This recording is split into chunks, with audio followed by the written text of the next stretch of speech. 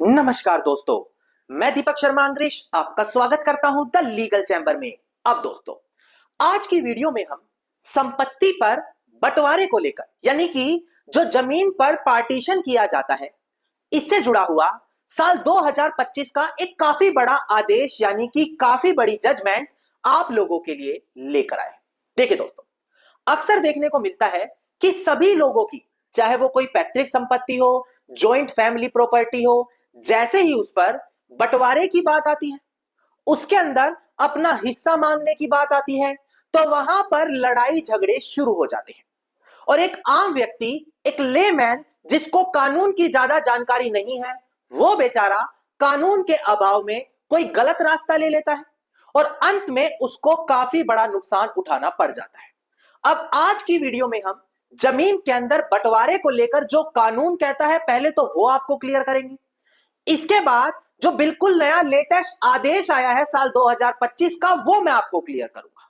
अब दोस्तों, अगर आप लोगों को हमारी ये वीडियो अच्छी लगती है, अगर आप लोगों को हमारी तरफ से किए गए एफर्ट्स अच्छे लगते हैं, तो मेरा आप लोगों से अनुरोध है, इस वीडियो को आप लाइक जरूर करें, ज्यादा से ज्यादा शेयर जरूर करें और अपना वैल्यूएबल कमेंट सेक्शन में जरूर लिखें। तो चलिए दोस्तों, अब आज की इस वीडियो को हम ज्यादा लंबा ना करते हुए आज की इस वीडियो को स्टार्ट करते हैं।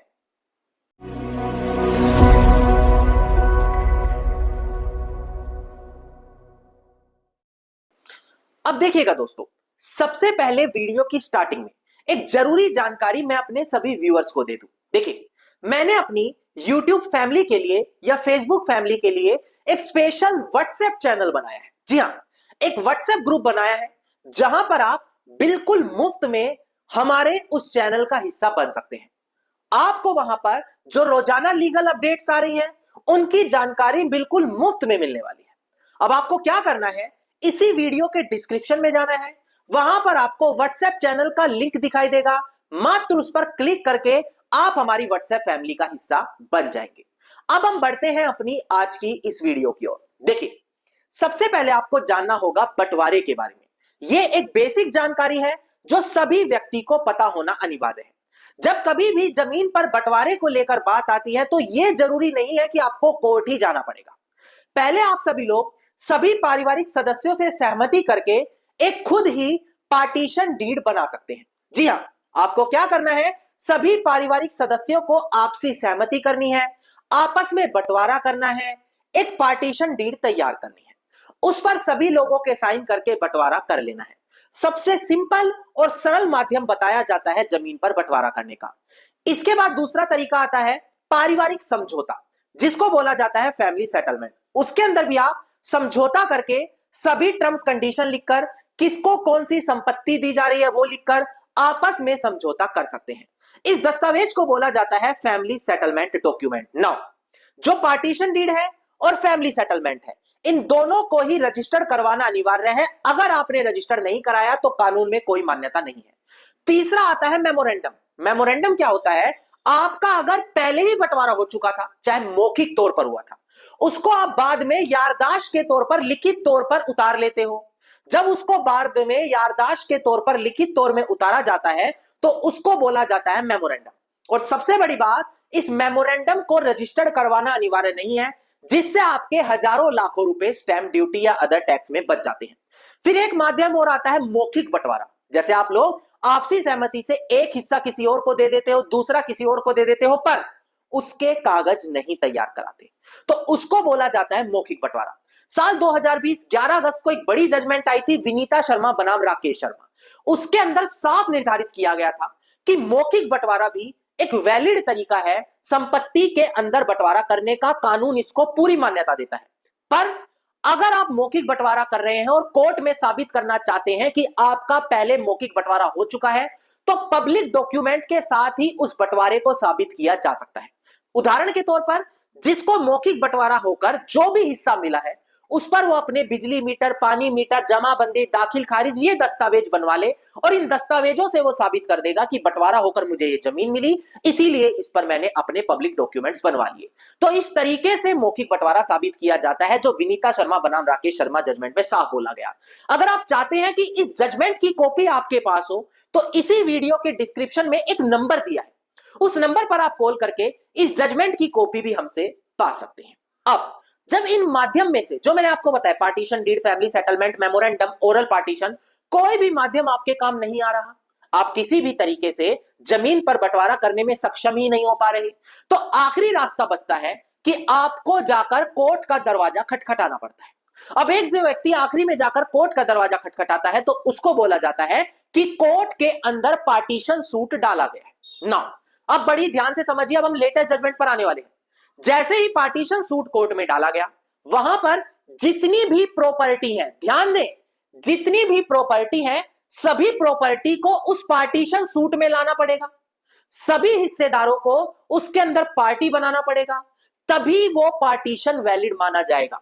अगर एक व्यक्ति चालाकी से ऐसा कुछ काम करता है कि अपनी मनमर्जी की संपत्ति पर केस डालकर अपने मनमर्जी के पार्टनर्स को हिस्सेदार बनाकर केस कर रहा है, तो ऐसे केस को पार्शियल पार्टीशन बोला जाता है, जहां पर सभी हिस्सेदार या सभी जमीनों को कोर्ट में नहीं जोड़ा गया। और ऐसे केस में पार्शियल पार्टीशन का जब दावा डाला जाता है, उसको कानूनी मान्यता नहीं मिलती है। बड़ी ध्यान से देखिएगा, हर व्यक्ति को यह जानकारी नहीं पता, इसीलिए मैं इतनी डिटेल में जाकर समझाता हूं। एक काफी बड़ी लैंडमार्क जजमेंट है जहां पर यही बात पहले भी बताई गई है। डिस्प्ले पर देखकर जजमेंट पर ध्यान दें। आप देखिएगा दोस्तों, डिस्प्ले पर केस टाइटल है इसका भगवान दयाल वर्सेस रावती देवी। 4 सितंबर 1961 की ऑनरेबल सुप्रीम कोर्ट की ये जजमेंट। यहां पर ऑनरेबल सुप्रीम कोर्ट ने यही कहा कि जो पार्टीशन बंटवारा किया जाएगा वो फाइनल और डेफिनेट होना चाहिए, और पार्शियल पार्टीशन वैलिड नहीं माना जाता जब तक सभी पार्टी उस पर एग्री ना कर रही हो। इसका क्या मतलब है? मतलब अगर कोई कोर्ट में केस डाल रहे हो और उसमें आप सभी प्रॉपर्टीज को इन्वॉल्व नहीं कर रहे, सिर्फ गिनी चुनी प्रॉपर्टी का बंटवारा कर रहे हो, तो उस चीज के लिए बाकी सभी हिस्सेदार भी सहमत होने चाहिए। अगर आप अपनी मर्जी से चुनिंदा संपत्ति पर बंटवारा कर रहे हो, चुनिंदा लोगों को कोर्ट में पार्टी बना रहे हो, तो इस प्रकार का बंटवारा कानूनी तौर पर माननीय नहीं होगा। यह एक लैंडमार्क जजमेंट है जो आपको पता होना चाहिए। अगर आप इस जजमेंट की कॉपी पाना चाहते हैं तो वीडियो के डिस्क्रिप्शन में नंबर दिया है, उस पर कॉल करके आप हमसे जजमेंट की कॉपी भी ले सकते हैं ना। अब कई बार देखने को मिलता है एक व्यक्ति को इसकी जानकारी नहीं थी। कुछ व्यक्ति ऐसे होते हैं, शुरू में उनको नहीं पता था कि उनके पास सारी प्रॉपर्टीज कौन सी है, बाद में जैसे ही उनको इसकी जानकारी हुई, कोर्ट में वो संशोधन की मांग करते हैं ऑर्डर 6 रूल 17 सीपीसी के माध्यम से, कि हमें पहले जानकारी नहीं थी इस कानून के बारे में, या हमें पहले सारी प्रॉपर्टीज नहीं पता थी कौन कौन सी है हमारे पास, अब हमें इसकी जानकारी हुई है, हम केस में संशोधन करना चाहते हैं, हमें अलाउड किया जाए और जो प्रॉपर्टी बाद में जोड़ी जाएगी उसका भी बंटवारा किया जाए। जबकि मैं आपको बताऊं, संशोधन करने का भी एक समय है, ऐसा नहीं आप जब मर्जी आए केस के अंदर संशोधन कर दें। अब इसी चीज से जुड़ा हुआ एक लेटेस्ट निर्णय आया है। सबसे पहले डिस्प्ले पर देखकर आप ध्यान दीजिए, केस टाइटल है पिता समदाना स्वरूपनी, जो यहां पर पिटिशनर है, वर्सेस पीता कुमारी एंड अदर्स, जो हमारे यहां पर रिस्पोंडेंट है। 5 मार्च 2025 का honourable Andhra Pradesh high court का ये निर्णय है। नाउ प्रेजेंट केस के अंदर दोस्तों क्या होता है, एक व्यक्ति संपत्ति पर बंटवारे की मांग करता है। अब कोर्ट में केस चल रहा है, बंटवारे का केस आगे बढ़ रहा है, कुछ समय बाद वो वहां पर संशोधन करने की मांग करता है। उसका कहना है कि मैं केस के अंदर संशोधन करके कुछ और प्रॉपर्टीज को जोड़ना चाहता हूं और उसके अंदर भी बंटवारा करवाना चाहता हूं। अब वहां पर विपक्षी पार्टी ने आवेदन लगाया कि नहीं, इतना समय निकल जाने के बाद अगर कोई केस में आकर संशोधन करेगा तो इसमें केस में और समय खराब होगा और यहां पर केस पर इफेक्ट पड़ेगा। कोर्ट ने उनका संशोधन अलाउड कर दिया, ये कहते हुए कि नहीं, आप प्रॉपर्टी ऐड कर सकते हो। नाउ ये मैटर आगे अपील होता हुआ ऑनरेबल आंध्र प्रदेश हाईकोर्ट के सामने आ गया है। नाउ क्वेश्चन आता है, क्या जब काफी ज्यादा डिले हो चुका हो तब भी संशोधन करना अलाउड करना चाहिए या फिर उस दौरान संशोधन नहीं करना चाहिए? अब डिस्प्ले पर देखकर ध्यान दें आप, यहां पर क्या कहा गया देखिएगा। यहां पर जो ऑनरेबल जजेस थे, जस्टिस रविनाथ, उनका कहना है कि बंटवारे के केस के अंदर प्लेंटिफ अगर सभी पैतृक संपत्तियों के बारे में नहीं जानता था और इसके बावजूद भी बंटवारे का केस डाल लिया तो कोई दिक्कत नहीं।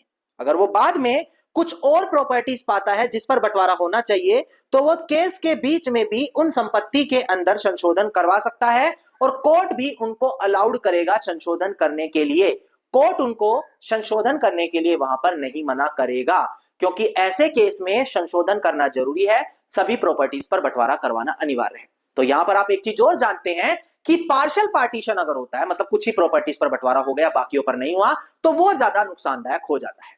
तो यहां पर उम्मीद करता हूं आपको सभी जानकारी मिली होगी लेटेस्ट जजमेंट के बारे में। अगर आप इस जजमेंट की कॉपी पाना चाहते हैं तो वीडियो के डिस्क्रिप्शन में नंबर दिया है, कॉल करके हम जजमेंट की कॉपी आप हमसे पा सकते हैं। और अगर आपको हमारी आज की वीडियो अच्छी लगी तो वीडियो को आप लाइक शेयर और कमेंट जरूर कीजिएगा। वीडियो से जुड़ा अगर आपका कोई क्वेश्चन है तो मुझे कमेंट सेक्शन में लिख सकते हैं। इसके अलावा अगर आप इसी प्रकार की महत्वपूर्ण जानकारी रोजाना पाना चाहते हैं तो चैनल को तुरंत सब्सक्राइब करके नोटिफिकेशन बेल आइकन आप जरूर दबा दें।